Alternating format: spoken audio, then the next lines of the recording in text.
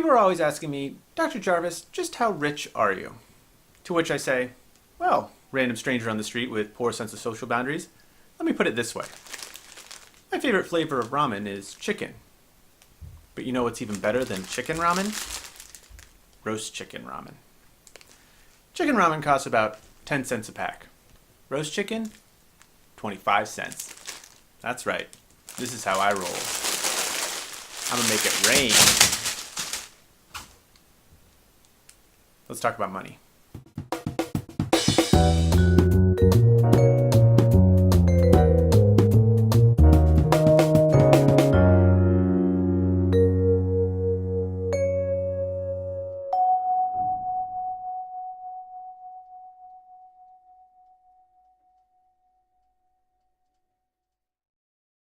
Sorry, you'll have to excuse me while I pay my water bill before they send me a late notice. Started at the bottom, now we're here. So welcome back. I'm Dr. Josh Jarvis, radiologist, and today we're going to talk about money in medicine. Now, I think most people would agree that doctors are rich, right? I mean, even if you ignore the exaggerated representation of doctors in popular culture and just Google objective doctor salary data, it's hard to argue otherwise. In fact, looking at some of the numbers, the average person might begin to wonder if maybe doctors are paid too much. Now, I don't plan to argue either way, but I did want to discuss a couple issues that most people don't think about regarding the financial status of doctors in general. After that, it'll just be 20 minutes of me gratuitously waxing my Bentley. So the first thing you have to consider is debt. Becoming a doctor is crazy expensive, and unless you're one of the fortunate few with a wealthy family paying for your school, not me, you're going to be taking out a ton of student loans. The average doctor graduates with somewhere in the range of $190,000 to more than $200,000 in undergraduate and medical school debt, depending on which study you read. Now, these averages may include those lucky trust fund kids with $0 in debt, so the numbers are probably a bit higher for those who actually have to take out loans. My student loan debt, for instance, is somewhere in the $280,000 range. I don't know the exact number because if I spend too much time thinking about it, I'll get really depressed. And I went to a public in-state medical school, so you can imagine the debt for those who went to private schools, which can be quite a bit more expensive. So all this means that the vast majority of doctors start off their careers about $250,000 in the hole. And that doesn't even account for the other big expense of becoming a doctor: time. Becoming a doctor takes a long time. 4 years of undergrad, 4 years of medical school, then, depending on your specialty, anywhere from 3 to 8 or so years of residency and fellowship. As I discussed in my What's a Radiologist video, becoming a radiologist takes an average of 14 years of training after high school. Now, I think most people will agree that time has value in a sort of subjective, existential sense. Becoming a doctor consumes a large portion of your youth, your 20s and early 30s, when you should be being young and stupid and traveling. And I don't even know what you're supposed to do when you're young because I didn't get to do it. Any and all free time during medical school was spent studying, and residency basically obliterated the idea of free time altogether. But aside from this amorphous idea of lost youth, this time also has objective monetary value. There's something called opportunity cost that you have to consider. Basically, the time spent training to become a doctor is time that potentially could have been spent actually making money in another career. Combine that with the cost of paying off all that debt plus interest, in addition to the lost potential investment and retirement returns on all that tuition money, the opportunity cost of becoming a doctor runs anywhere from $800,000 to well over $1 million. But wait, you're probably saying, once you graduate medical school and begin residency, you start getting paid, right?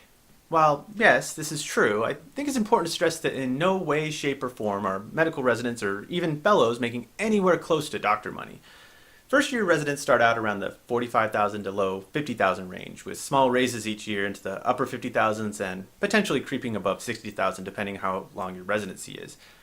I made $49,000 my first year of residency, was probably around $58,000 by the end of residency. Now, this is decent pay, don't get me wrong, particularly when you consider that the average salary for all Americans in 2017 was around $45,000. But there are a couple things to consider. First, medical residents have an 80-hour workweek restriction. That means that residency programs are not allowed to work their residents more than 80 hours in a given week. And if they do, the program can get in trouble. Now, the reason they instituted this rule is because residents historically had been working much longer hours, and it was bad for the residents, bad for the patients, and generally just insane.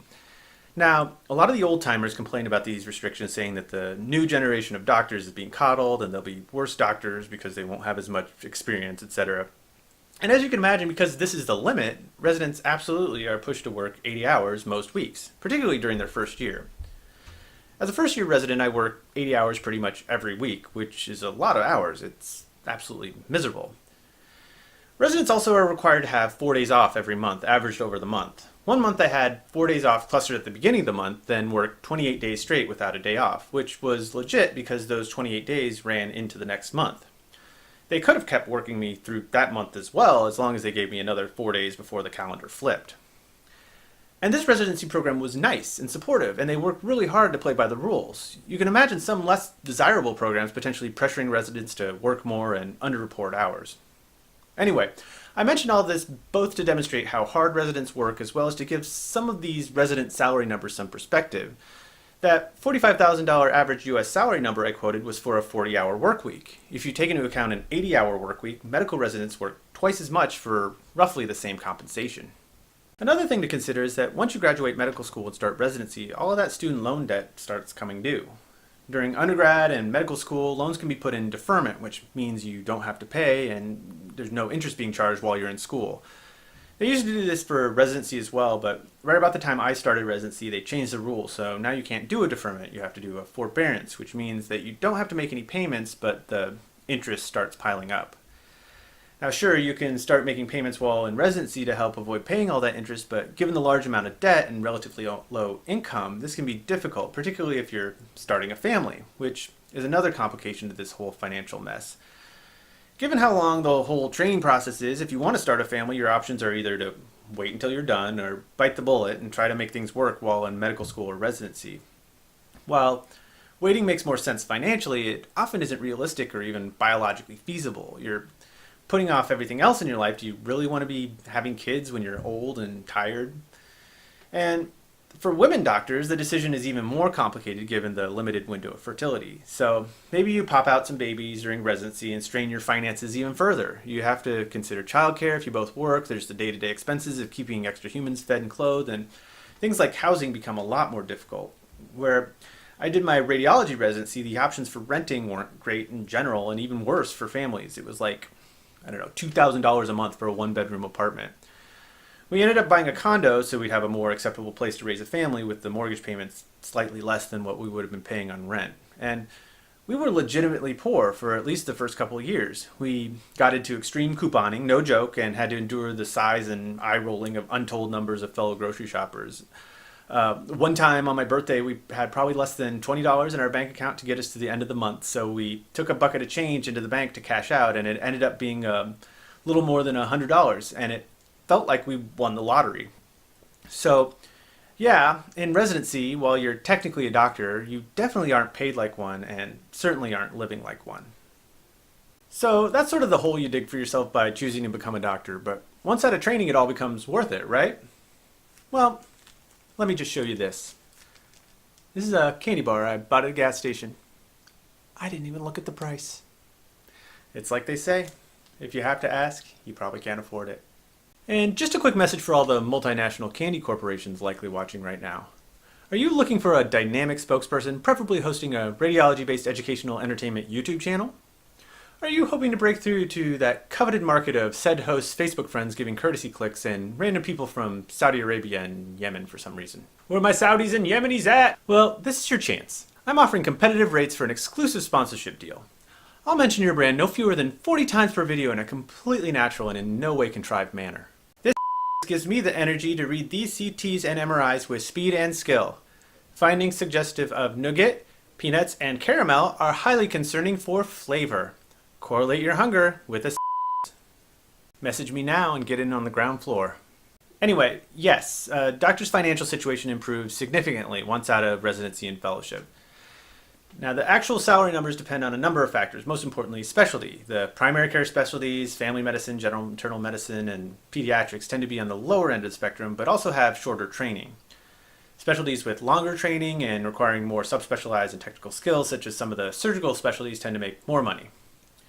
And then doctors in bigger cities make less money because the location is very desirable for some people and there are more doctors competing for these jobs. Doctors in more rural areas tend to make more. So let's talk actual numbers. I'm putting up on the screen average salaries for some selected specialties just to give you an idea of the range. These numbers are from the Medscape 2018 Physician Compensation Report, where they surveyed 200,000 doctors in 29 specialties. As you can see, the average for primary care specialties such as family medicine is in the low 200,000 range, and surgical subspecialties such as orthopedic and plastic surgery approaches the upper 400 to 500,000 range. The average for radiology in the survey is 401,000. Which begs the question, Dr. Jarvis, do you make $401,000? No, I don't make $401,000. My salary is completely different. Not necessarily higher or lower, just different. Different number. Actually, I negotiated my contract to be paid primarily in magic beans, so while my initial take home is a little lower, things will really start improving once the beans start growing. And I break into the giant's house and steal his stuff. And then the giant plummets to his death. No, but the giant's totally the bad guy. Now, the thing to remember with surveys like this, or any other, is that the salary numbers are self-reported. While the doctors are responding anonymously, it's not like they're required to respond. And you can imagine that doctors who are more pleased with their salaries might be more willing to respond than those with below average compensation. So there's potentially a little bit of inflation in there. Also, as I mentioned, these numbers can vary wildly depending on where you practice in the country, as well as further subspecialization, etc. But in general, this gives us a pretty good idea of the range of physician compensation. So, as you can see, once out of training, doctors in general and radiologists in particular can make a pretty good living. And depending on your frame of reference, you could maybe argue that they make too much. But as I discussed, becoming a doctor requires an enormous investment in money, time, and quality of life during the decade plus of studying and 80-hour weeks that most people just don't realize. I'm Dr. Josh Jarvis. Thanks again for watching. Be sure to like, comment, and subscribe, and I'll see you next time.